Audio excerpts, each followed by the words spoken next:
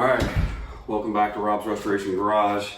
I'm gonna try to get back into it. Daggone, it's cold out here. The little temperature on the thermometer in here says it's 52. That's a little too cold for me. So I'm going to fire up the old Mr. Heater over there, and I need to clean some stuff up because whenever I'm not in here for very long, things start to get piled up with a bunch of stuff. We got the boiling pot from our low country boil that we did Thanksgiving. We got deer antlers and smoker pellets and empty boxes and just stuff everywhere. So I need to get that stuff cleaned up, get the heater fired up, and see if we can get this thing warmed up in here.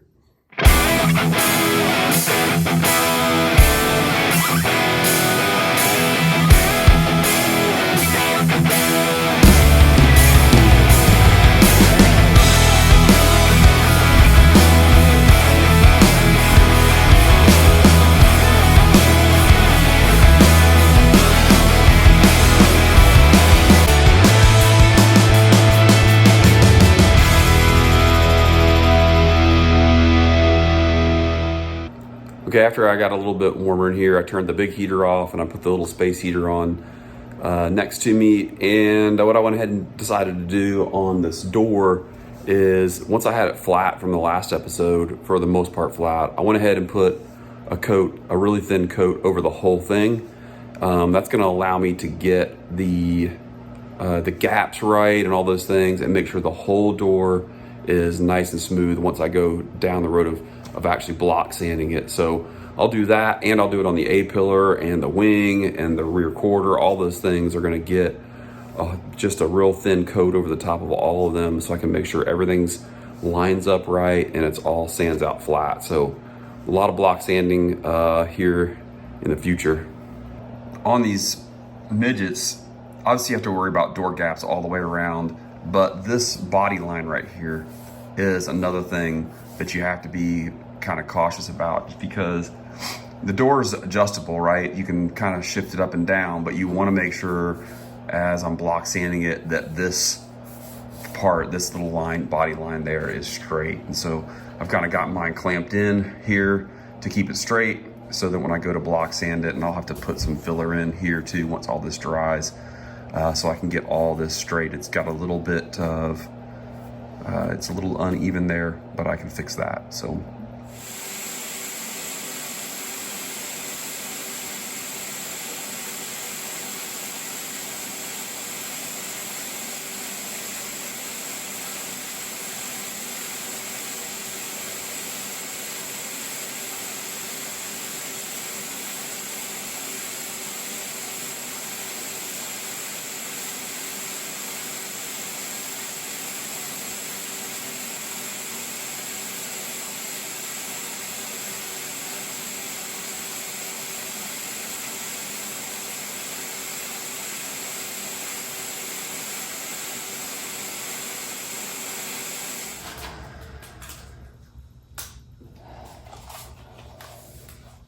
as you can see, I went ahead and put the car back on the rotisserie, and honestly, for two reasons. I'm gonna have to sit down, plus I want to be able to take some pretty long strokes because I want all this to line up. In order to do that, I really need to have it up high where I can tilt it and see the whole thing. So I'm gonna have to definitely work on this gap down here and how it goes into this outer sill. Probably gonna have to end up coating it here to get it to all line up, but I've spent some time leveling this all out. Still gotta do down here in this corner, and I'm gonna have to come up with something up here that's kind of a curved option to be able to sand some of this out. So I realize you put a lot on and you sand a lot off, but I think that's kind of part of what you gotta do to get it all leveled out. So I'm gonna check this, see where it is with a straight edge, and then I'm gonna figure out what I'm gonna do up here to kind of shape that all out with that little curve to the door. Again, I'm trying to keep all this line the same, and just keep working at it. Okay, have to be honest, it has been several weeks since I've been in the garage, you can tell. No beard, I've actually lost a few pounds over the break. It was honestly just too cold for me to be out here doing body work, but I'm back out here today because the weather's really warm here in South Carolina. So let me bring you over here and show you what I've done today just to get back going. Before I wasn't really all that satisfied with the gaps around the door. It wasn't so much that I wanted to get them really close. I would have liked to, but truthfully, the car really isn't that built with those kind of gaps, at least not this one. What I did want to do though is, however, get them even all the way around. I want them to look right when you look at it visually and not have it crooked or the lines not be running together. So I worked on the door to get this gap and this gap and this gap all the way around even. And then basically what I did is I mixed up a little bit of body filler, the contour body filler, and filled in a couple of places because that'll actually hold the door while I'm working on it, and then I can sand that out later. The other was this front panel. I wanted this gap to be the same as this, or as close as I could get it, and I wanted it to be the same all the way around.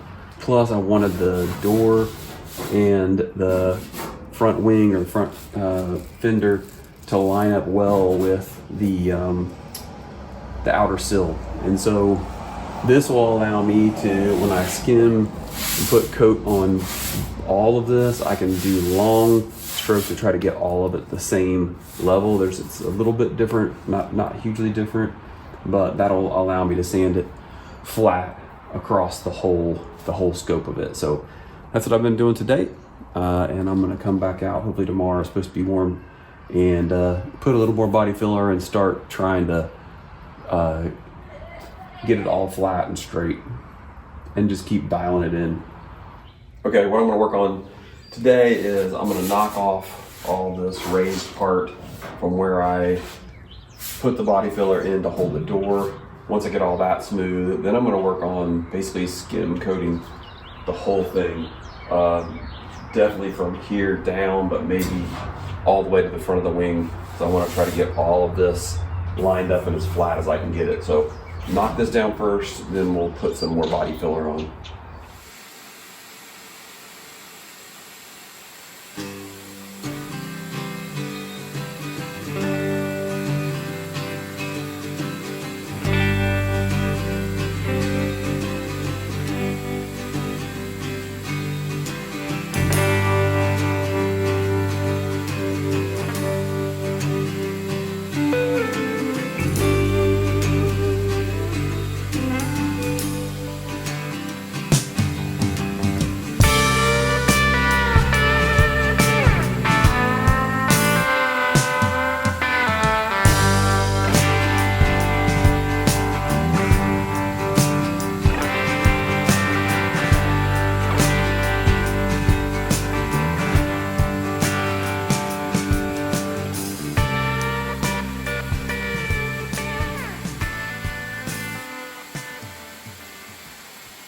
So as you start to scuff it, it starts to expose dents that you don't necessarily know you have. So you can see this is dark where it doesn't actually, the sandpaper doesn't actually touch.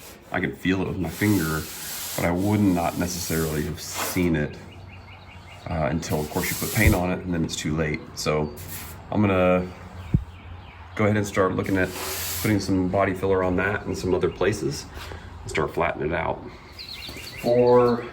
Obviously before I add that next layer on, I need to clean all of it. I need to get all the dust off. You're using a dustless system, but it's not completely dustless. There's obviously still stuff on here.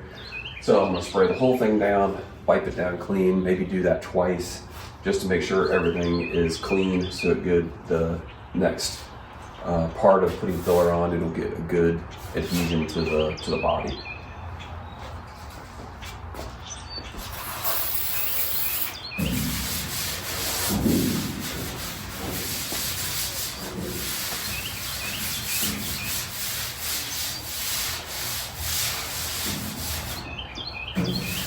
You see there's a lot of crud on there. So I'm gonna go one layer and then just switch to a clean rag, spray it all down again.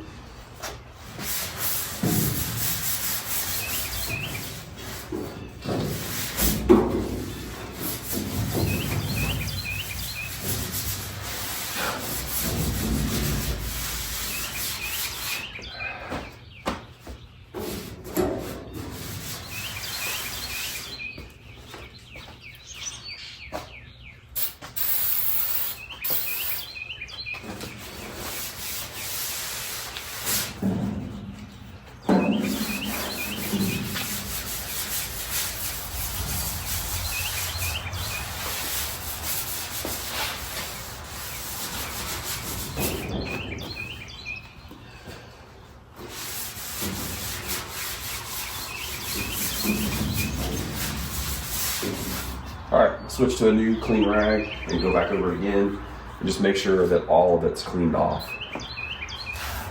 Okay, I've got a coat on here, skim coat on here, and I didn't do great with it, to be honest. I spent too much time trying to get the A-post smooth instead of just putting it on, and it ended up hardening up on me too fast. So I'm gonna go ahead and let all of it dry.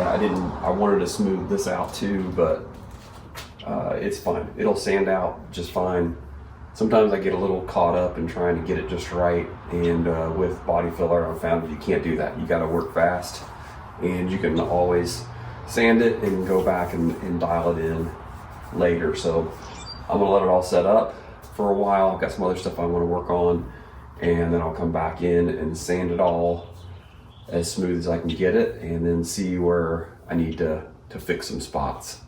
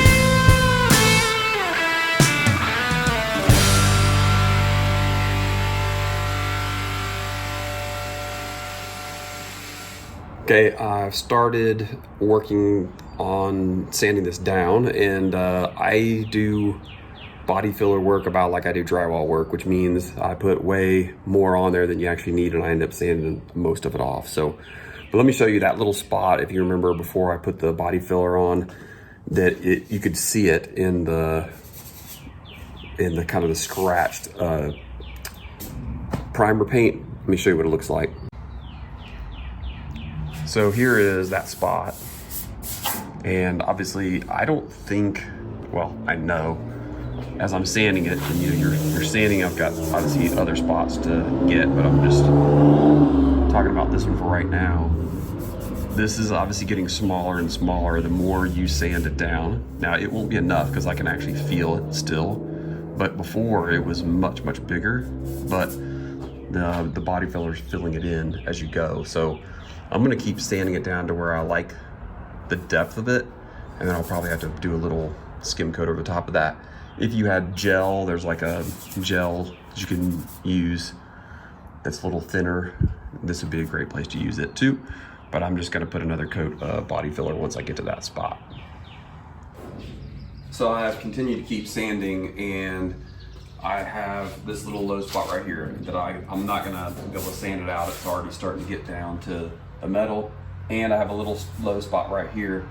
This low spot is because if you go back and watch previous episodes, this panel I replaced on the other side with a whole quarter, but this one I just cut and I built the panel myself. I'd never done it before, and that's what I tried to do. And I realized when I started doing this that that panel wasn't exactly straight the way it should have been, and so this is pretty thick on here. It's probably gonna come back to bite me later, but that's where I'm at. So I need to add just a little bit right here and some right here. What I plan on doing is, right now I've sanded it all in 80 grit. I'm gonna do the whole car in 80 grit, get the whole thing done in 80 grit, and then go back around, use guide coat, and keep dialing it in with finer and finer grit paper. So I've got some work to do on that. I'm gonna tilt the car down and work on the complete front end nose, but I need to get the hood, the bonnet, where it needs to be. So I'm gonna go ahead and do that. In the next episode, I'm gonna work on this back, and I think it's gonna be a challenge, and let me show you why. If you look at this rear end from this direction, it doesn't look too bad. And I don't have that trunk lid exactly where it needs to be, but when you look at it like this, let me get it to focus in, it is not even coming close to lining up. So I need to figure out why and how I'm gonna fix that. I know you can't tell, but this is not sitting right. It has a big dent right here. I should have probably pounded those out before I started using body filler, but that's gonna take a little bit of work. That's what I'm gonna do in the next episode. But between now and then, I'm gonna work on getting the rest of the car a first coat on with the body filler. I also know, and I might catch this one in the next episode, I don't know, the other side of the panel is warped, and I'll explain that when I hit it in that episode. So that's gonna be that's gonna take a little bit more time than just even this side did. So all right, I'll catch you on the next episode, and I'll keep working.